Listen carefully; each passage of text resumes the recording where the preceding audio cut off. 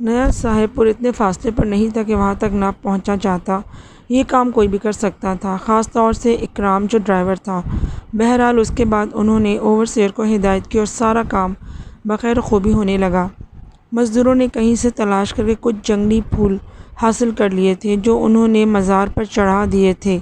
بڑی عقیدت مندی سے یہاں فاتح خوانی کی جاتی تھی۔ بہرحال جب تمام تیاریاں مکمل ہو گئیں تو ہارون نے جیپ سنبھال لی۔ کامران بھی اس کے برابر میں بیٹھا اور کچھ دیر بعد جیپ ڈھلان میں اتر گئی۔ وہ لوگ سست روی سے چاروں طرف دیکھتے ہوئے کھنڈرات کی جانب جا رہے تھے۔ خاص طور سے ہارون کی نگاہیں چاروں طرف بھٹک رہی تھیں۔ اگر وہ لڑکی نظر آ جائے تو اس کا پیچھا کیا جائے اور اس سے پوچھا جائے کہ وہ بھاگ کیوں گئی۔ اس کا بھاگ جانا خاصا پراسرار تھا۔ بہرحال راستے میں وہ بالکل نظر نہیں آئی اور وہ لوگ تھوڑی دیر کے بعد ان کھنڈرات تک پہنچ گئے۔ ہارون کو رات کی وہ جگہ یاد تھی جہاں ہندوؤں نے سبھا لگائی ہوئی تھی۔ وہاں چارپائیاں بھی بچھی ہوئی تھیں اور بیٹھنے کے موڑے وغیرہ بھی رکھے تھے۔ اچھی خاصی تعداد تھی۔ ٹھاکر بلبیر سنگھ نامی شخص بھی وہاں موجود تھا، لیکن اس وقت ان لوگوں کا کہیں نام و نشان نہیں تھا۔ ہارون کی نگاہیں بے اختیار اس طرف اٹھ گئیں جہاں چتا بنائی گئی تھی، لیکن کیسی چتا، کہاں کی چتا؟ لاش جلنے کے نشانات تو خیر تھے ہی نہیں، لیکن وہاں کسی چتا کا بھی وجود نہیں تھا۔ ہارون پاگلوں کی طرح ادھر ادھر دیکھنے لگا۔ وہ بار بار جگہیں تبدیل کر رہا تھا اور دور تک دیکھتا جا رہا تھا۔ پھر اس نے گردن ہلاتے ہوئے کہا، کامران یہی جگہ ہے، بالکل یہی جگہ ہے۔ تم یقین کرو، میں 100% اپنی یادداشت پر بھروسہ رکھتا ہوں۔ یہی وہ جگہ ہے جہاں… مگر جناب یہاں تو کچھ بھی نہیں، کامران بولا، اور میں جو ایک خاص بات دیکھ رہا ہوں اس پر آپ نے غور بھی نہیں کیا۔ کون سی خاص بات؟ ہارون نے بولا۔ یہی، اسی جگہ تو ہم لوگ اس رات بھی آئے تھے۔ وہاں اس جگہ دیکھیں وہ سامنے۔ وہ جیسے ایک ابوالہول جیسی شکل کا اینٹوں کا ایک ڈھیر نظر آ رہا ہے۔ وہ مکان اینٹوں کے عقب میں ہی تو تھا جس کے دروازے سے ہم اندر داخل ہوئے تھے۔ دیکھیں ذرا غور کریں، کہاں ہے وہ مکان؟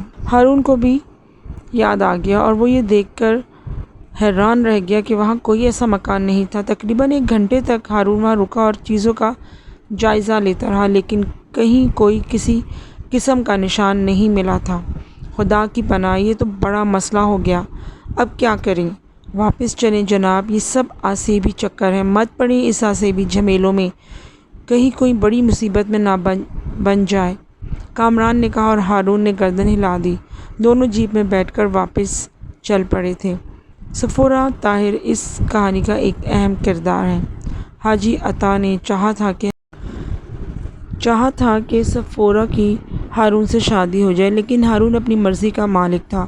اس نے حاجی عطا کا یہ حکم نہیں قبول کیا۔ شاید مان لیتا، لیکن بنیادی وجہ افشاں تھی جسے ہارون چاہنے لگا تھا۔ صفورہ ویسے تو مختلف مزاج کی لڑکی تھی اور صحیح معنوں میں اسے ہارون سے کوئی عشق وغیرہ نہ ہوا تھا۔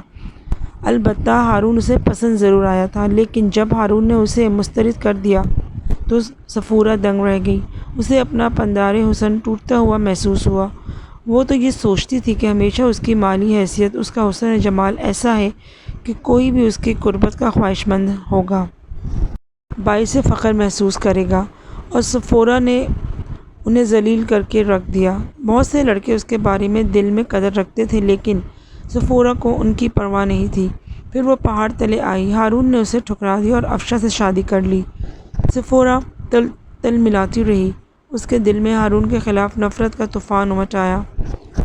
وہ سوچنے لگی کہ ہارون کو کس طرح ملیح میٹ کرے۔ اس نے خواب میں بھی نہیں سوچا ہوگا، لیکن اس دوران اسے لندن جانا پڑ گیا۔ اس کے والدین نے وہاں پر اپنی رہائش کا بندوبست کیا تھا اور صفورہ کو ان کے ساتھ جانا پڑ گیا تھا۔ وہ دل میں آتش غضب لیے لندن چلی گئی اور پھر لندن کی فضاؤں نے اسے اپنی گرفت میں لے لیا اور وہاں کی رنگینیوں میں گم ہو گئی، لیکن دل میں انتقام کا شعلہ کبھی سرد نہیں ہوا۔ جب بھی اسے وطن یاد آتا تھا تو اس کے دل میں ایک آگ بھڑک اٹھتی تھی۔ لگتا تھا کہ اسے کچھ بھی نہیں کرنا اور صرف ہارون کی خوشیوں کو آگ لگانی ہے اور ہارون کو اس کی خوشیوں سے محروم کرنا ہے۔ وہ ہارون کی زندگی نہیں لینا چاہتی تھی، وہ تو بس اسے اس منزل پر لے آنا چاہتی تھی جہاں ہارون ایڑیاں رگڑتا رہے، خوشیوں کو ترستا رہے اور اسے خوش نہ رہنے دے۔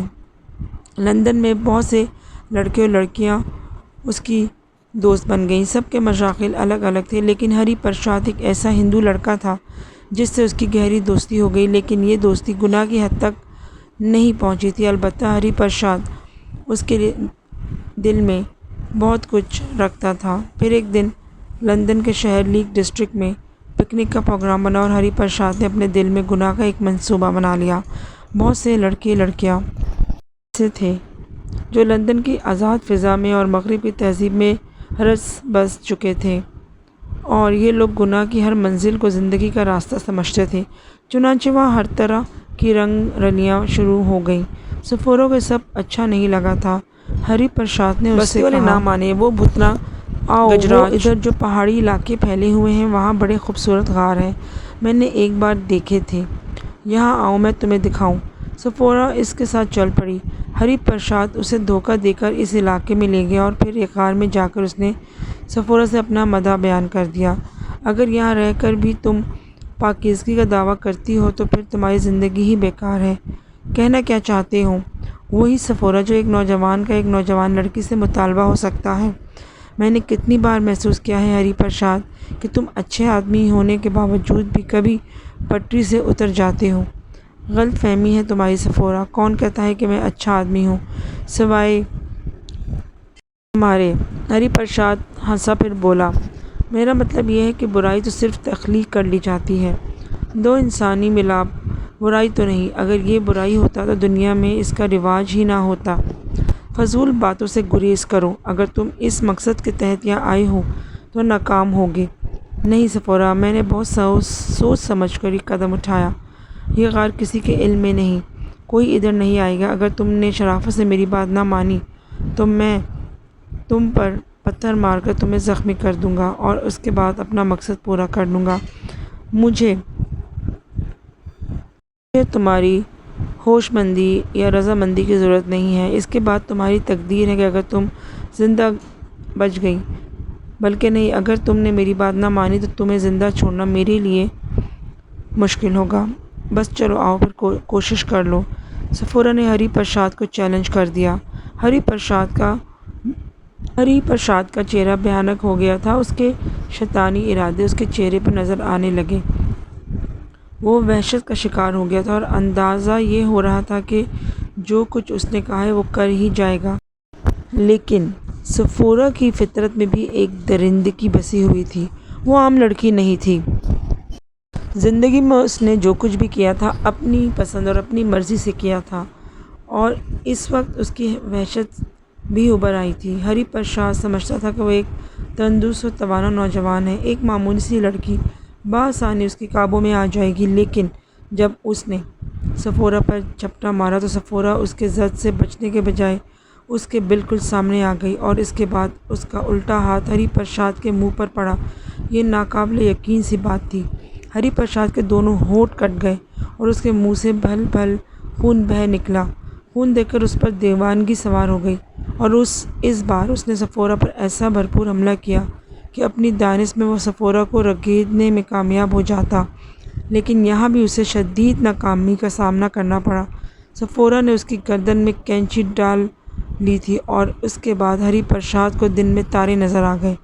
سفورا نے اس طرح اسے جکڑ لیا تھا کہ اس کی گردن بری طرح دب گئی تھی۔ سفورا کی گرفت کچھ ایسی خطرناک تھی کہ ہری پرساد اس سے کسی بھی طرح چھٹکارا نہیں پا رہا تھا۔ اس کی آنکھیں باہر نکل پڑی تھیں۔ غار میں چونکہ ماحول نیم تاریک تھا، اس لیے سفورا خود بھی اندازہ نہیں کر پائی تھی کہ ہری پرساد کی موجودہ کیفیت کیا ہے۔ وہ اس وقت ہری پرساد کو بدترین شکست سے دوچار کرنا چاہتی تھی، لیکن صورتحال بالکل ہی مختلف ہو گئی۔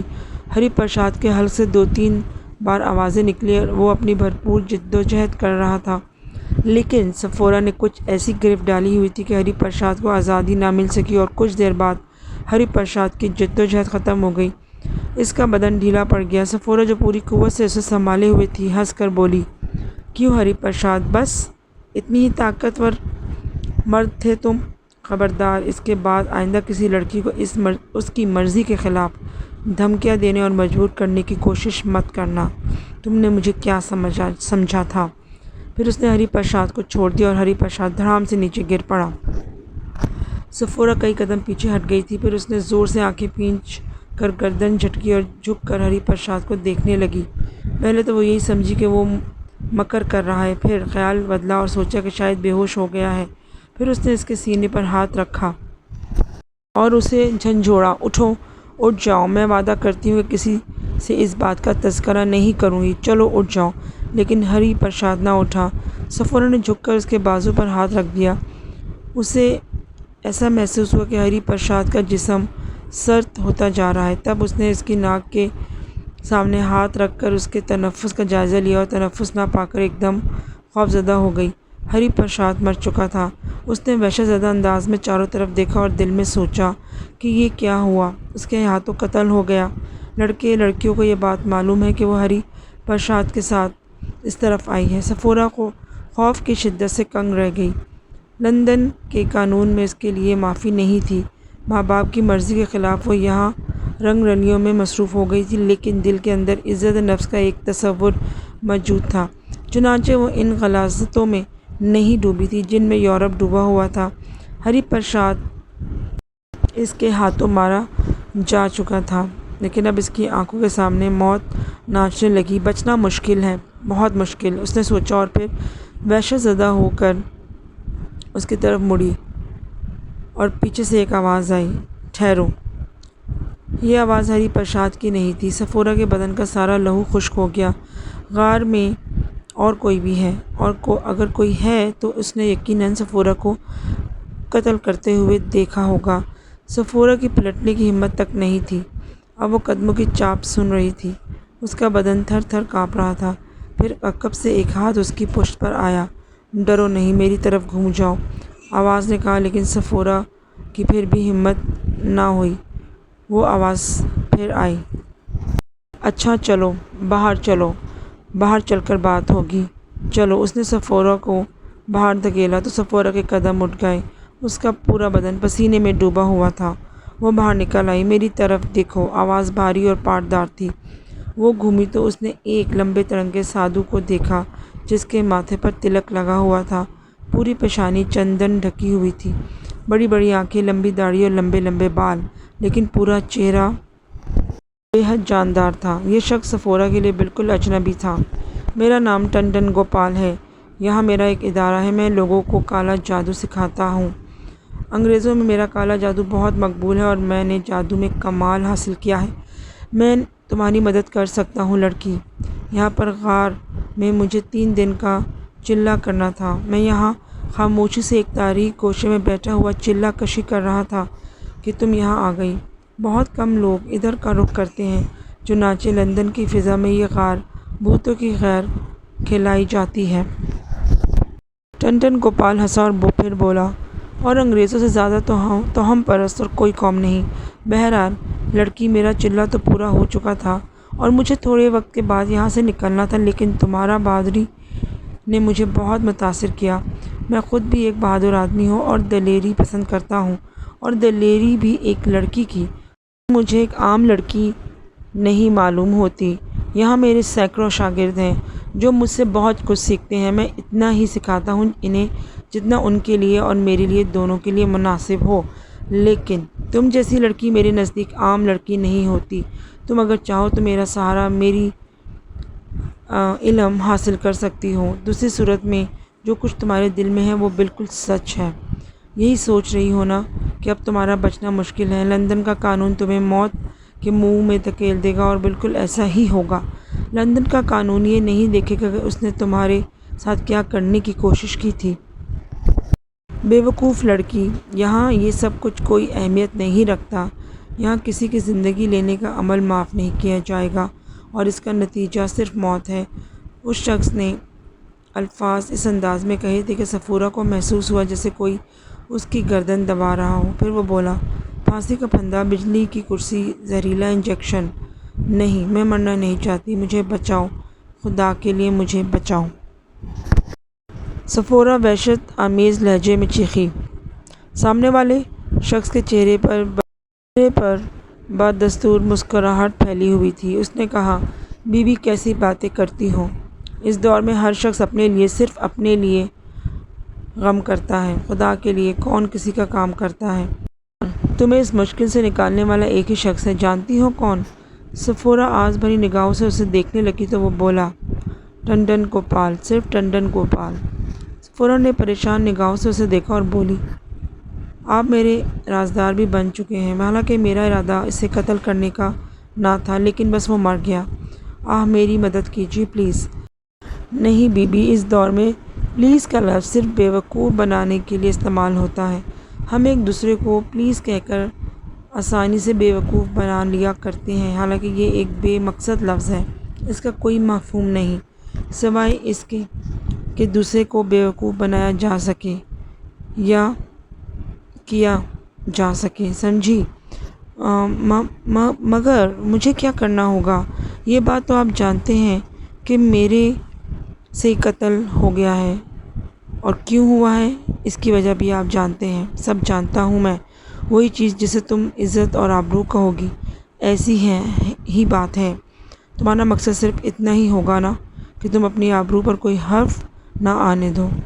ہاں یہ سچ ہے، زندگی اسی وقت تک جینے کے قابل ہوتی ہے جب تک وہ اپنی نگاہوں میں سرخرو رہے۔ ایک شخص میری انا کو ٹھیس پہنچانے کا باعث بنا ہے تو اس نے مجھے ٹھکرا کر میرے اندر انتقام کا جذبہ پیدا کر دیا ہے۔ اس نے میرے اندر انتقام کا جذبہ پیدا کر دیا ہے۔ بس یوں سمجھ لو کہ میرے اندر صرف ایک ہی داغ ہے، لیکن اس کا مقصد یہ نہیں کہ میں اپنے وجود پر اور داغ لگا لوں۔ بہت جذباتی باتیں کرتی ہو۔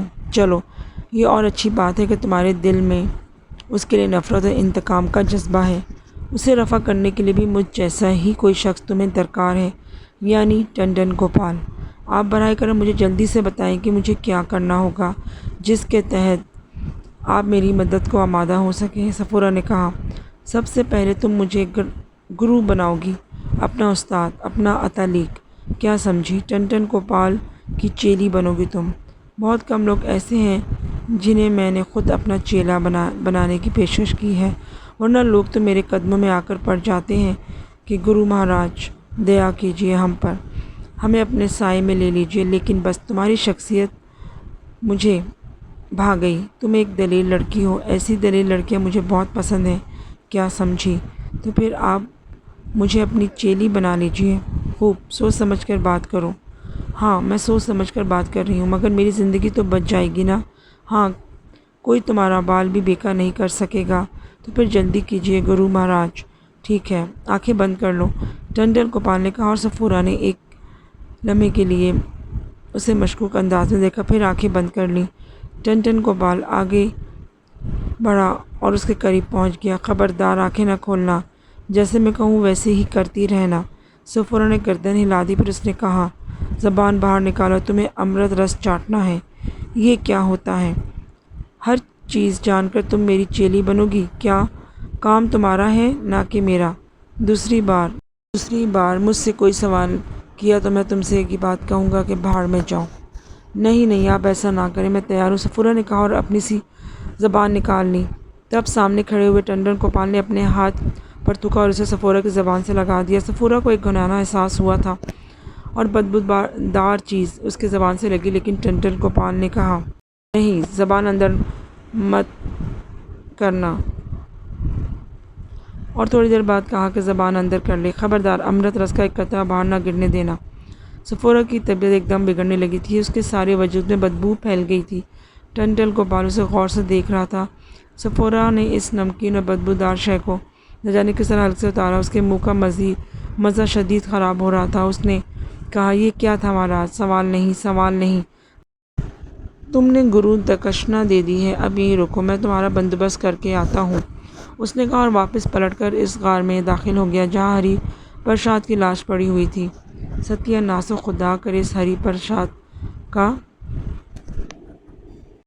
کتا میرے ہی ہاتھوں مرنا تھا، مگر غلط بھی تو نہیں کیا میں اسے اس حد تک تو نہیں جانے دے سکتی تھی نا۔ اب دیکھو نہ جانے کیا ہوتا ہے، وہاں سب لوگ ہم دونوں کی واپسی کا انتظار کر رہے ہوں گے، اگر میں وہاں اکیلی پہنچوں گی تو وہ مجھ سے سوال کریں گے اور ہو سکتا ہے کہ ان میں سے کسی کو مجھ پر شبہ ہو جائے۔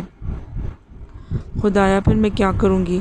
پھر تو میں گرفتار ہو جاؤں گی، مجھے جیل میں رکھا جائے گا اور اس کے بعد مجھ پر مقدمہ چلے گا اور سزائے موت۔ وہ ایک بار پھر تھر تھر کانپ اٹھی۔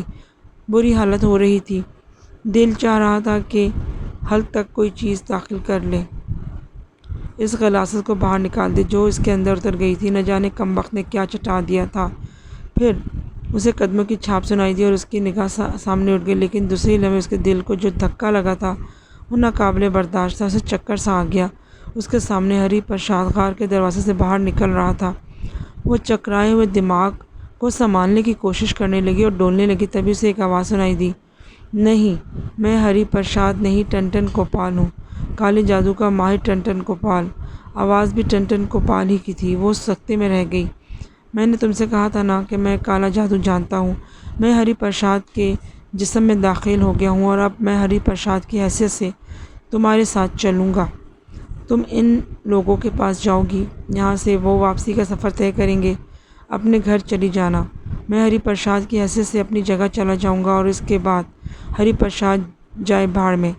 وہ کہاں گیا، کیسے گیا، یہ کسی کو معلوم ہو یا نہ ہو، لیکن تمہاری گردن آزاد ہو جائے گی، تمہیں کوئی الزام نہیں دے سکے گا۔ صفورہ حیرت اور دلچسپی سے اسے دیکھ رہی تھی۔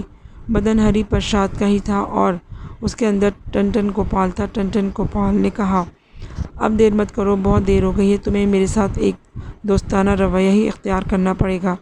اپنے چہرے سے خوف کی علامت بالکل ہٹا لو۔ ڈرنے کی کوئی ضرورت نہیں ہے۔ کسی کی مجال ہے جو ٹنٹن کوپال کی موجودگی میں تمہیں کوئی نقصان پہنچا سکے، اور اب تو تم امرت رس چاٹ چکی ہو اور 100% ٹنٹن کوپال کی ساتھی ہو۔ صفورہ کو ایک بار پھر اس غلط شے کا خیال آ گیا، لیکن وہ بالکل نہیں سمجھ سکی تھی کہ وہ غلط شے ہے کیا، لیکن بہرحال اس کی طبیعت اب بھی اندر سے متلائی رہی۔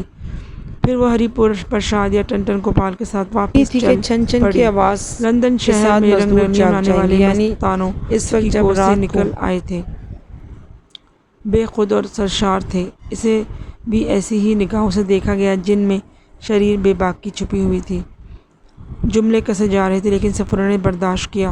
آخرکار واپسی کا سفر طے ہوا۔ ٹنٹن کوپال ہری پرساد کی حیثیت سے چلا گیا۔ صفورہ اپنے گھر واپس آ گئی۔ گھر واپس آنے کے بعد وہ باقاعدہ بیمار پڑ گئی۔ حادثے کے اس احساس نے اسے نڈال کر دیا تھا، اور پھر ٹنٹن کوپال نے اسے امرت رس چٹایا تھا، اس نے بھی اس کے وجود میں ایک عجیب سی بے قراری پیدا کر دی تھی۔ 3-4 دن گزر گئے، ان دوستوں سے کوئی رابطہ نہیں ہوا۔ ماں باپ بھی یہی سمجھے کہ سیر و سیاحت میں کچھ زیادہ مشقت اٹھا لی ہے، کچھ زیادہ تھک گئی ہے، چنانچہ انہوں نے بھی سرسری سی ہی توجہ دی۔ اس طرح کئی دن گزر گئے۔ ہری پرساد کے بارے میں کوئی اطلاع نہیں ملی کہ اس کی گمشدگی کا کوئی چرچا ہوا ہو، لیکن 5ویں دن ٹیلی فون کی گھنٹی بجی۔ فون کسی اور نے ہی اٹھایا تھا۔ نرم زنانہ لہجہ سنائی دیا، میں صفورہ طاہر سے ملنا چاہتی ہوں، کیا آپ مجھ سے ان کی بات کروا سکتی ہیں؟ فون ریسیو کرنے والی ایک ملازمہ تھی۔ اس نے صفورہ کو آ کر بتایا، کوئی صاحبہ آپ سے بات کرنا چاہتی ہیں۔ صفورہ فون پر آ گئی اور اس نے کہا، ہیلو۔ جواب میں ٹنٹن کوپال کی آواز سنائی دی، ہیلو گرو بول رہا ہوں، ٹنٹن کوپال۔ نہ جانے کیوں صفورہ کے منہ سے بے اختیار نکل گیا، ہیلو گرو مہاراج، میں صفورہ بول رہی ہوں۔ خوشی ہوئی۔ پتہ بتا رہا ہوں تمہیں، جو پتہ بتا رہا ہوں وہاں پہنچ جاؤ۔ یہ میرا آشرم ہے جہاں میں لوگوں کو کالا جادو سکھاتا ہوں۔ طریقہ بتاتا ہوں تمہیں، اس طریقے سے تمہیں آشرم میں آنا ہوگا۔ صفورہ ایک لمحے کے لیے خاموش رہی، پھر اس نے کہا، پتہ بتائیں گرو جی، اور ٹنٹن کوپال اسے پتہ بتانے لگا۔ سروے کا کام بدستور جاری تھا۔ خوف کی کوئی بات نہیں تھی، کام تو بہرحال ہو ہی رہا تھا۔ اگر یہ لوگ اس چکر میں نہ پڑتے اور ادھر جو ہو رہا تھا وہ ہونے دیتے تو پھر کوئی مسئلہ ہی نہیں تھا۔ یہی بات مزدوروں کے درمیان واپس آنے کے بعد کامران نے کہی۔ وہ بولا، ویسے ہارون صاحب، ہم نے خود ہی ان معاملات میں زیادہ گھسنے کی کوشش کی اور الجھنوں میں پھنس گئے۔ تمام پرانے بزرگ یہی کہتے ہیں کہ ویرانے میں ایک الگ دنیا آباد ہوتی ہے اور یہاں کی کہانیاں اسی قسم کی ہوتی ہیں۔ بہتر طریقہ یہ ہے کہ اپنے آپ کو ان چکروں سے دور رکھا جائے۔ دفعتاً ہارون کو کچھ یاد آ گیا۔ وہ ایک دم بولا، ٹھیک کہتے ہو کامران، اب اور اس سے زیادہ کیا چھان بین کی جائے۔ اس بات میں کوئی شک و شبہ نہیں رہا کہ یہ سب آصفی چکر ہے۔ وہ مجھے اتنے فاصلے پر نظر آئی اور میں تجسس میں دوڑا چلا گیا۔ پھر اس کے بعد دوسرے واقعات ہوئے۔ میرے گھر تک میرا پیچھا کیا گیا اور وہ لڑکی مجھے راستے میں ملی اور پھر وہ مجھے ستی ہوتے ہوئے ملی، اور بعد نخواستہ میں نے صرف ایک انسانی زندگی بچانے کے لیے اپنے آپ کو اس کا شوہر بھی کہہ دیا۔ بس میں اسی لیے اسے یہاں تک لایا تھا کہ اس کی جان بچ جائے۔ میں نے سوچا تھا کہ میں دن کی روشنی میں اس سے سوالات کروں گا۔ اس وقت تو ظاہر ہے مجھ پر بھی بدحواسی طاری تھی۔ میں یہ معلوم کرنے کی کوشش کروں گا کہ وہ کہاں رہتی ہے، کیا مسئلہ ہے، مگر وہ غائب ہو گئی۔